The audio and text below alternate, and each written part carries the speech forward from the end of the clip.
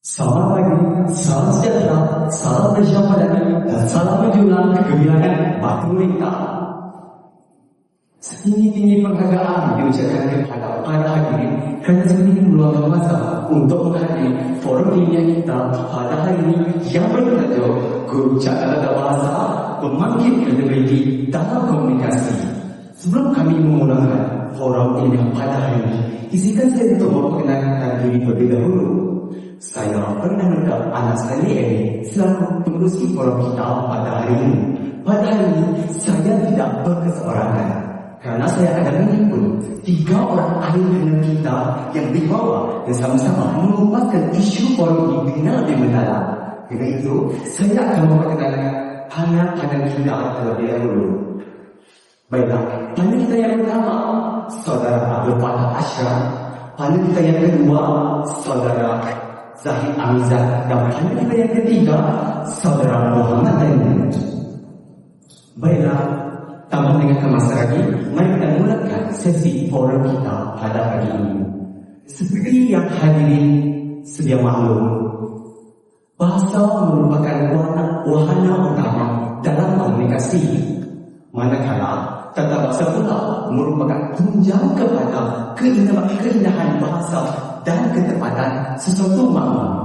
Sekiranya kita menggunakan bahasa yang betul dalam komunikasi seharian, sudah pastilah komunikasi kita akan berjalan dengan lancar dan berkesan. Namun, sekiranya kita menggunakan penggunaan tata bahasa yang betul, yang salah, sudah pastilah ia akan menjejaskan komunikasi seharian kita yang boleh menyebabkan pendengar menyatakan sesuatu mesej yang disampaikan oleh penutur. Baiklah, kenapa sudah, mari kita sama-sama melakukan kirim forum kita pada hari ini.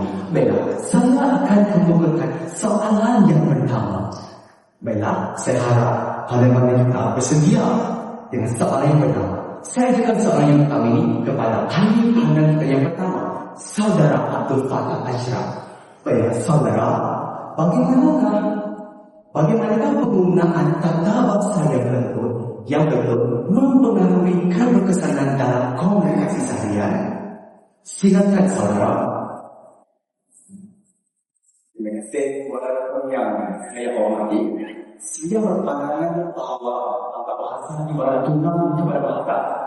Jika tata bahasa betul, maka mesej yang disampaikan akan menjadi jelas. Dalam penulisan rasmi, jika seorang menulis surat menggunakan tata bahasa yang betul, maka penerima akan mudah menerima isi yang terkandung dalam surat tersebut. Tetapi jika banyak kesalahan bahasa, maka mesej boleh dikabur. Dalam komunikasi lisan pula, penggunaan tata bahasa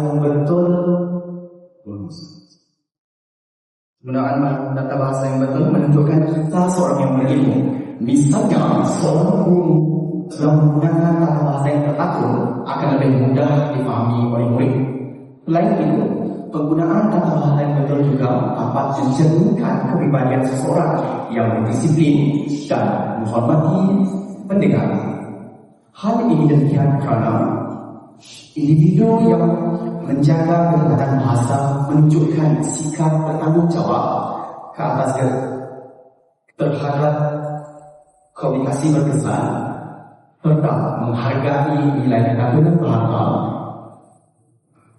dalam interaksi harian.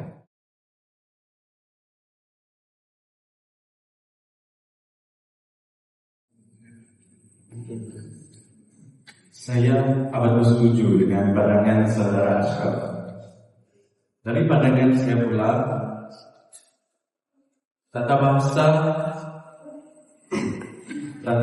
bukan sekadar susunan perkataan, tetapi turut merangkumi aspek intonasi, morfologi, dan pemilihan kata yang sesuai dengan konteks.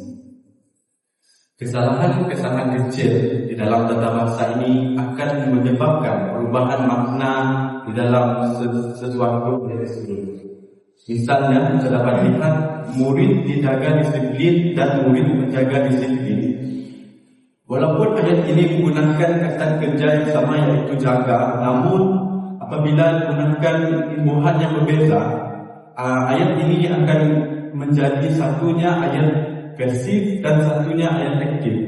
Oleh hal demikian, penggunaan imbuhan yang betul dan tata bahasa yang tepat amatlah penting untuk mengelakkan salah faham di kalangan pembaca atau pendengar, serta kita dapat menjadikan pengguna faham tentang mesej yang kita cuba sampaikan. Di dalam konteks komunikasi pendidikan pula, seseorang guru yang mampu menggunakan tata bahasa yang tepat sudah tentu mampu menjelaskan pembelajaran dengan sistematik dan yakin. Selain itu, penguasaan tata bahasa ini bukan sahaja dapat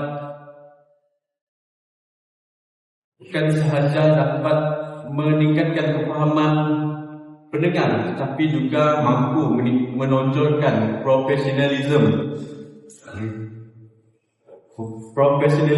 dan sebagai penutur ataupun penulis. Bagaimana pula dengan pandangan panel yang saya tertuju dengan pandangan yang dinyatakan oleh Saudara dari Sahih Khamsah. Terlebih dahulu, terima kasih kepada Allah. Pada pendapat saya, tata bahasa yang betul juga berfungsi menghilangkan salah faham. Contohnya dalam perbualan harian, jika seseorang bercakap dengan satu ayat yang tidak lengkap, pendengar mungkin salah tafsir maksud sebenar. Hal ini lebih ke dalam alam bid'ah profesional seperti undang-undang atau pendidikan,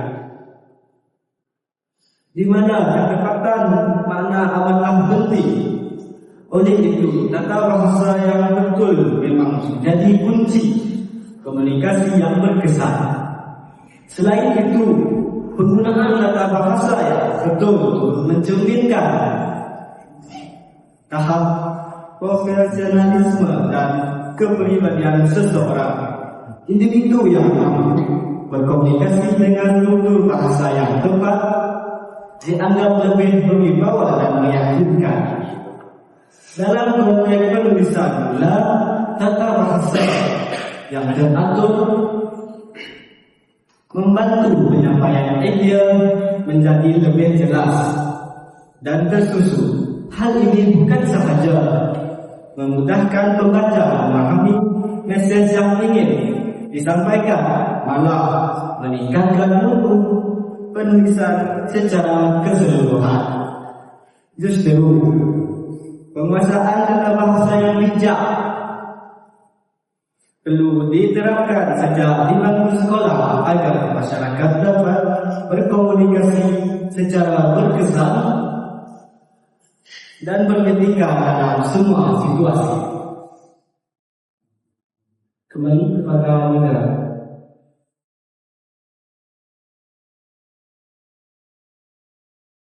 Baiklah, nampaknya kita telah mendengar pendapat daripada ketiga-tiga ahli panel kita. Ahli panel yang pertama mengatakan bahawa tata bahasa penting dalam komunikasi lisan maupun bukan lisan. Saya juga, ahli kita pertama juga menekankan bahawa guru menjadi role model kepada murid dalam menggunakan tata bahasa yang betul agar apabila menyampaikan ilmu atau sesuatu mesej, maka mesej tersebut mudah dipahami oleh semua orang. Daripada panel yang kedua, kita dapat lihat bahawa penggunaan tata bahasa yang betul penting khususnya dalam bidang pendidikan. Dan daripada panel kita yang terakhir menekankan bahawa kebetulannya penggunaan tanda bahasa yang betul dalam perbualan seharian agar apa? Agar pendengar dapat memahami mesej-mesej atau maklumat yang ingin disampaikan. Supaya apa? Supaya mereka memahami apakah tujuan seorang untuk menyampaikan maklumat. Baiklah, kita akan ke soalan yang kedua. Soalan kedua ini saya dengar ketika soalannya berbunyi begini. Mengapakah pentingnya untuk menguasai dan mempelajari keberkesanan dalam meningkatkan kredibilitas komunikasi khususnya seorang guru? Baik, mari kita mulakan dengan panel kita yang pertama.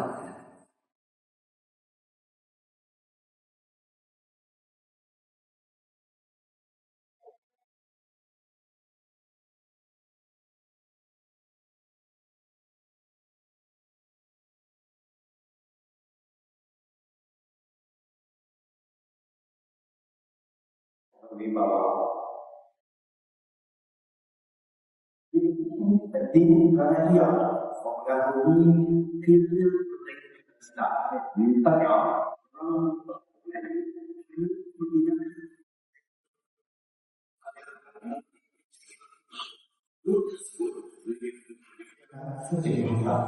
kalau tidak mendapat ada keluarga. Terima kasih saudara Ashraf. Dari pandangan saya, dalam dunia kerjaan yang kompetitif, tata bahasa menjadi kayu ukur tahap profesionalisme seseorang tersebut. Individu yang mampu berkomunikasi menggunakan bahasa yang dramatis cenderung dilihat lebih berwibawa dan berkredibilitas. Contohnya di dalam situasi terbuka, individu yang menggunakan bahasa rojak ataupun tidak formal menunjukkan individu tersebut kurang bersedia ataupun tidak serius di dalam sesi tugas tersebut. Sebaliknya, individu yang menggunakan bahasa yang formal dan tata bahasa yang teratur menunjukkan menonjolkan profesionalisme individu tersebut.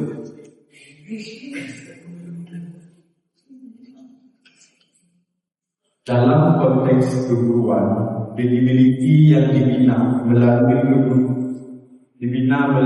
penguasaan tata bahasa memberikan kesan langsung terhadap kepercayaan masyarakat terhadap sistem pendidikan negara. Oleh hal demikian, tata bahasa ini bukan sahaja digunakan dalam pembelajaran, namun turut terlibat dalam dunia pekerjaan. Terusnya saya terapkan forum kita pada independen yang ketiga untuk mengungkapkan pandangan beliau. Terima kasih saudara Tahir Nabila. Saya ingin menambah, kredibiliti juga berkait dengan penguatan. Bila kita menggunakan bahasa yang betul, orang akan menghormati kita. Guru khususnya menjadi teladan kepada murid. Kalau guru pun kerap melakukan kesalahan tata bahasa, murid mungkin meniru cara tersebut. Maka kredibiliti guru akan pecah. Oleh sebab itu, guru berencana dan sentiasa memperbaiki tata bahasa mereka. Guru memainkan peranan penting sebagai model penggunaan bahasa yang baik dalam kalangan pelajar. Oleh itu, tanggungjawab guru bukan sahaja menyampaikan ilmu, tetapi juga menunjukkan contoh penggunaan bahasa yang betul dalam setiap komunikasi.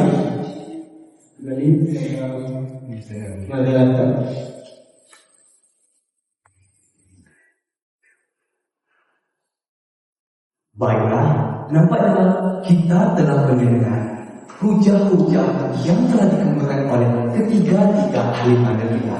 Ahli panel kita yang pertama menyatakan bahawa seseorang yang berhormat, contohnya orang-orang ini semestinya menggunakan tata bahasa yang betul sama ada dalam majlis rasmi maupun tidak rasmi. Manakala panel kita yang kedua menyatakan bahawa penggunaan tata bahasa yang betul penting dalam situasi formal maupun tidak formal. Dan yang terakhir, panel kita yang ketiga menekankan bahawa guru perlu menegur sekiranya murid masih melakukan penggunaan tata bahasa yang salah maupun dalam pendidikan ataupun komunikasi seharian. Baiklah, nampaknya kita ingin ke soalan yang terakhir. Itu soalan yang terakhir kita, saya akan kemukakan kepada ketiga ahli panel kita. Soalan yang terakhir, apakah cabaran utama dalam meningkatkan dan menguasai penggunaan tata bahasa yang betul serta kreativitas komunikasi?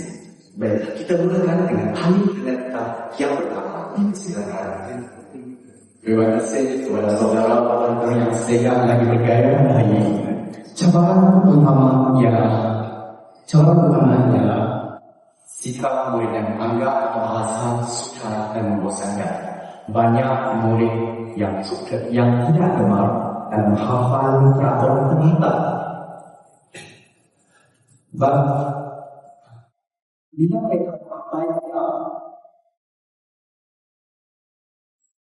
Bila mereka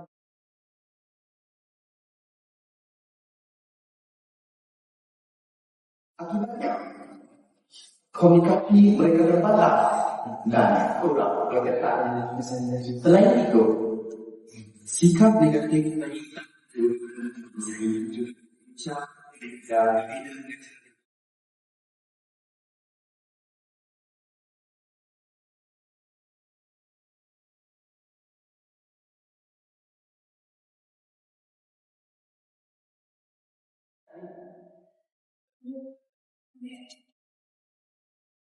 kiranya dapat pendekatan pelajaran yang lebih kreatif dan kontekstual. Saya yakin dan percaya murid akan lebih mudah menguasai tata bahasa sekaligus mengaplikasikannya dalam kehidupan harian, baik dalam pertuturan maupun pendidikan harian.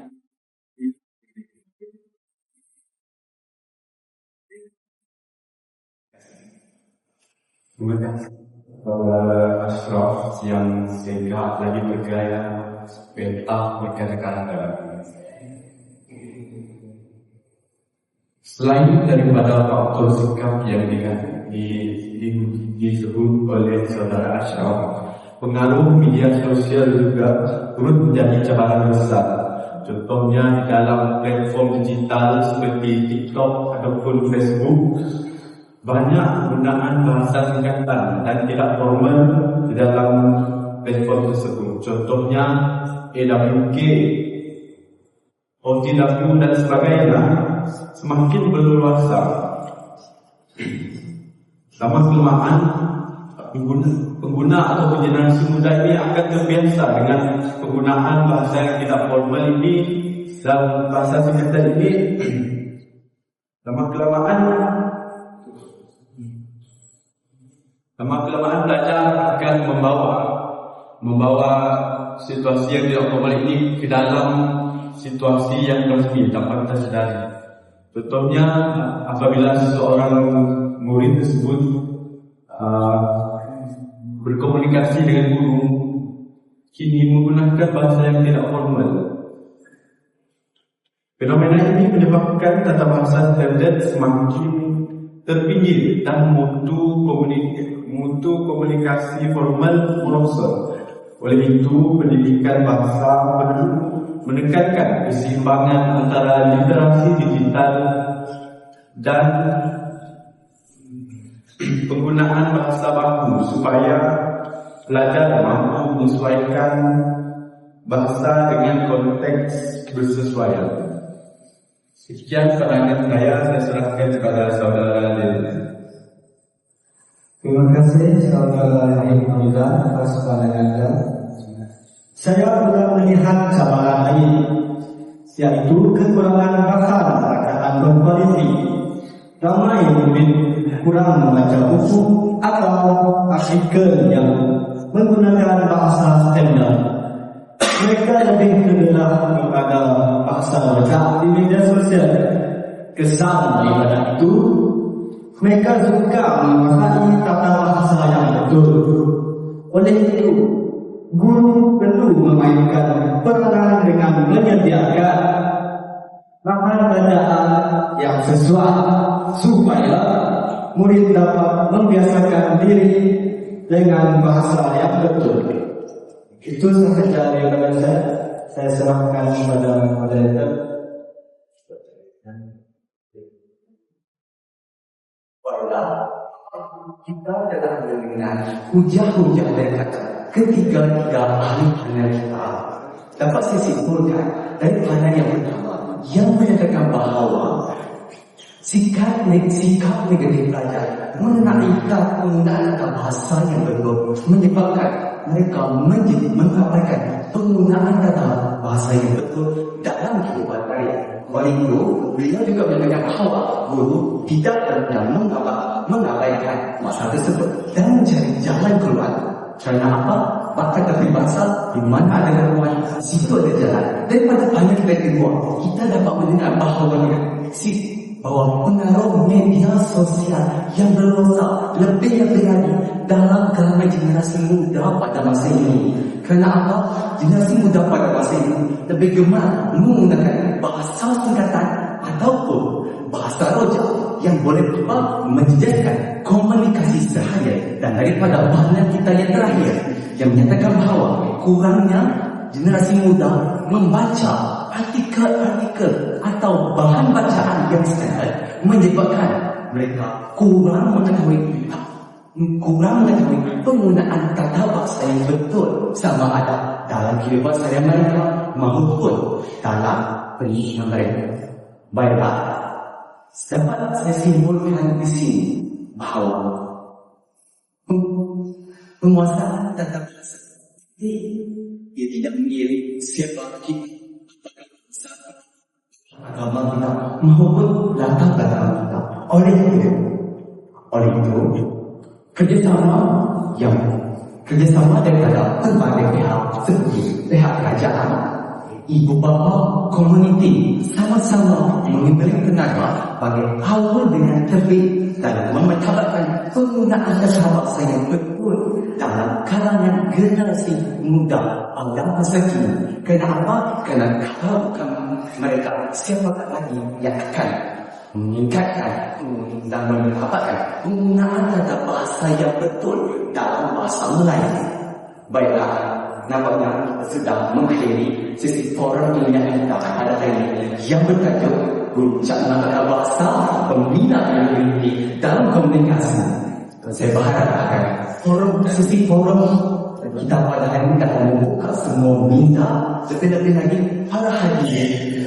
Kenapa? Kerana pada bahasa yang baik menjadikan teladan, yang buruk menjadikan kesempatan. Sekian, terima kasih.